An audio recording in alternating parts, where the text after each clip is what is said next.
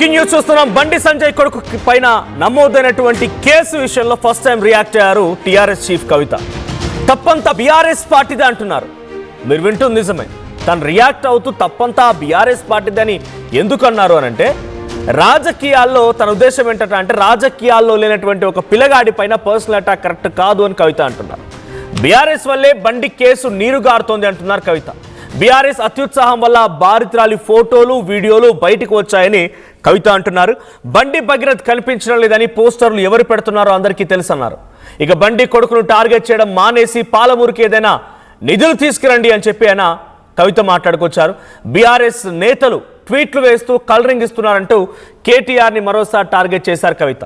ఇక బండి భగీరథ్ను బీఆర్ఎస్ వాళ్ళే దుబాయ్లో దాచిపెట్టారంటూ కవిత అనుచరులు పోస్టులు కూడా పెడుతున్నారు.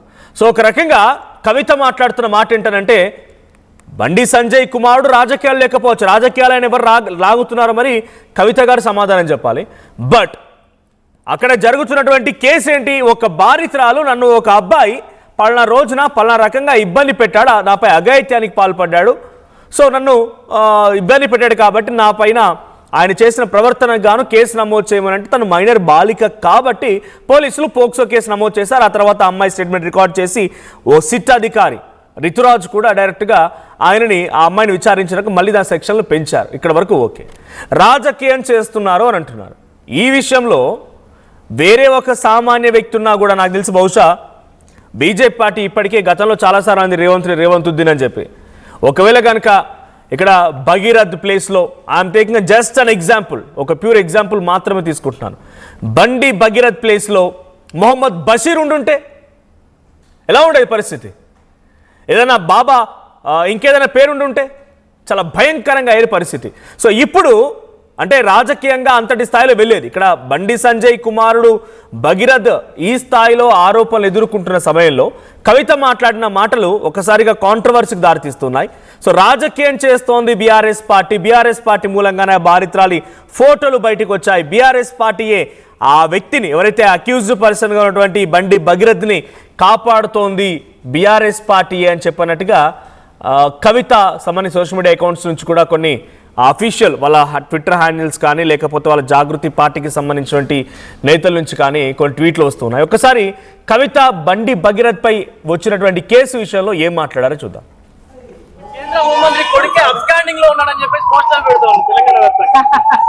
ఎవరు పెడుతున్నారో మనకు తెలుసు కదా, వాళ్ళు ఎవరు పెడుతున్నారో మనకు తెలుసు. వారు నేను కోరేది ఒకటే, ప్రధానమంత్రి గారి దగ్గర నుంచి పాలమూరు కోసం ఏమైనా తీసుకురండి, దానికోసం ఉద్యమం చేయండి తప్పితే ఒక పిల్లగాడు, అది కూడా పాలిటిక్స్ లో లేని పిల్లగాడి మీద పడి పర్సనల్ అటాక్ చేయడం అన్నది నాకు పర్సనల్ గా నచ్చని అంశం.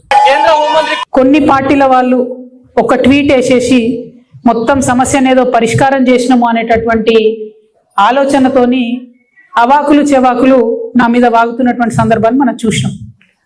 సోషల్ మీడియాలో ఏది పడితే అది వాగితే ఆడపిల్లలకి ఎక్కువ నష్టం జరుగుతుంది. మన సమాజం ఇప్పటికి కూడా రేపు పొద్దున బండి సంజయ్ గారి అబ్బాయి దోషి కాదు అని తేలినా, దోషి అని తేలినా సమాజం మగపిల్లల్ని క్షమిస్తుంది, కానీ ఆడపిల్లలకు మాత్రం కంప్లీట్ గా లైఫ్ బర్బాద్ అయ్యే పరిస్థితి ఉంటుంది.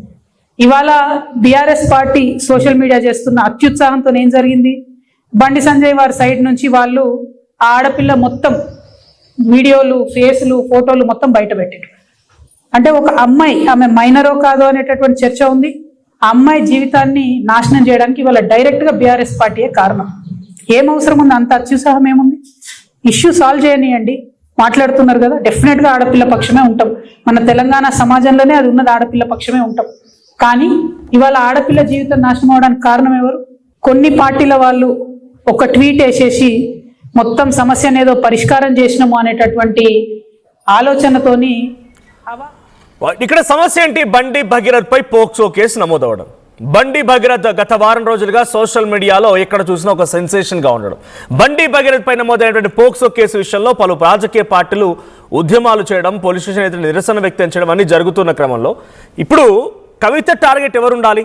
నిజంగానే తను మహిళా పక్షులు ఉన్నారు, ఆ అమ్మాయి పక్షాలు ఉన్నప్పుడు డిఫరెంట్గా పోలీసులు మరింత వేగవంతం చేయాలి విచారణ. ఎంత అసలు ఇంతలా ఎందుకు పోక్సో కేసులో సిట్టు గిట్టు ఇవన్నీ తోట కూడా కట్టేందుకు? ఫస్ట్లీ జనరల్గా ప్రతి సందర్భంలో ఎలా జరిగిద్దో పోక్సో కేసు నమోదవగానే బాధితుడి పక్షాన్ని నిలబడి నిందితుడిని అరెస్ట్ చేయాలి, అదుపులోకి తీసుకోవాలి, విచారణ తర్వాత ఏం జరిగిన తర్వాత సంగతి.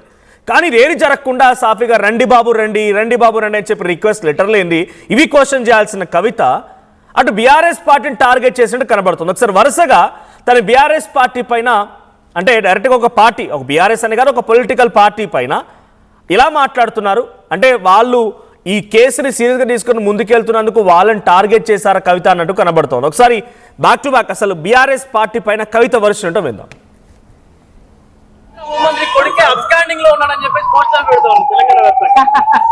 ఎవరు పెడుతురో మనకు తెలుసు కదా. వాళ్ళు ఎవరు పెట్టడం సమస్య ఏదో పరిష్కారం చేసినాము అనేటటువంటి ఆలోచనతోని అవాకులు చెవాకులు నా మీద వాగుతున్నటువంటి సందర్భాన్ని మనం చూసినాం. సోషల్ మీడియాలో ఏది పడితే అది వాగితే ఆడపిల్లలకి ఎక్కువ నష్టం జరుగుతుంది. మన సమాజం ఇప్పటికి కూడా రేపు పొద్దున బండి సంజయ్ గారి అబ్బాయి దోషి కాదు అని తేలినా దోషి అని తేలినా సమాజం మగపిల్లల్ని క్షమిస్తుంది, కానీ ఆడపిల్లలకు మాత్రం కంప్లీట్గా లైఫ్ బర్బాద్ అయ్యే పరిస్థితి ఉంటుంది. ఇవాళ బీఆర్ఎస్ పార్టీ సోషల్ మీడియా చేస్తున్న అత్యుత్సాహంతో ఏం జరిగింది, బండి సంజయ్ వారి సైడ్ నుంచి వాళ్ళు ఆ ఆడపిల్ల మొత్తం వీడియోలు ఫేస్లు ఫోటోలు మొత్తం బయట పెట్టారు. అంటే ఒక అమ్మాయి ఆమె మైనరో కాదో అనేటటువంటి చర్చ ఉంది. ఆ అమ్మాయి జీవితాన్ని నాశనం చేయడానికి ఇవాళ డైరెక్ట్గా బీఆర్ఎస్ పార్టీయే కారణం. ఏం అవసరం ఉంది, అంత అత్యుత్సాహం ఏముంది? ఇష్యూ సాల్వ్ చేయనియండి. మాట్లాడుతున్నారు కదా, డెఫినెట్గా ఆడపిల్ల పక్షమే ఉంటాం. మన తెలంగాణ సమాజంలోనే అది ఉన్నది, ఆడపిల్ల పక్షమే ఉంటాం. కానీ ఇవాళ ఆడపిల్ల జీవితం నాశనం అవడానికి కారణం ఎవరు? కొన్ని పార్టీల వాళ్ళు ఒక ట్వీట్ వేసేసి మొత్తం సమస్యను ఏదో పరిష్కారం చేసినాము అనేటటువంటి ఎవరు పెడుతురో మనకు తెలుసు కదా. వాళ్ళు ఎవరు పెడుతున్నారో మనకు తెలుసు. వారు నేను కోరేది ఒకటే, ప్రధానమంత్రి గారి దగ్గర నుంచి పాలమూరు కోసం ఏమైనా తీసుకురండి, దానికోసం ఉద్యమం చేయండి తప్పితే ఒక పిల్లగాడు, అది కూడా పాలిటిక్స్ లో లేని పిల్లగాడి మీద పడి పర్సనల్ అటాక్ చేయడం అన్నది నాకు పర్సనల్ గా నచ్చని అంశం. కేంద్ర హోంమంత్రి కొడుకు రైట్, ఇది తను మాట్లాడుతున్న మాటలు.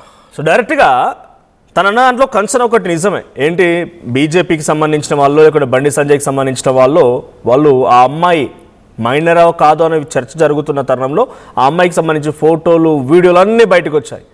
ఎక్కడైతే ఒకసారి పోక్సో కేసు నమోదవుతుందో అక్కడ ఆ బాధితురాలి యొక్క డీటెయిల్స్ ప్రతీదీ గోప్యంగా ఉంచాల్సింది. ఇది నేను చెప్తున్న మాట కాదు, సుప్రీంకోర్టు గైడ్ లైన్స్ ఉన్నాయి. ఎవరు అతిక్రమిస్తే డెఫినెట్గా వాళ్ళపైన కూడా చర్యలు తీసుకోవాల్సిందే.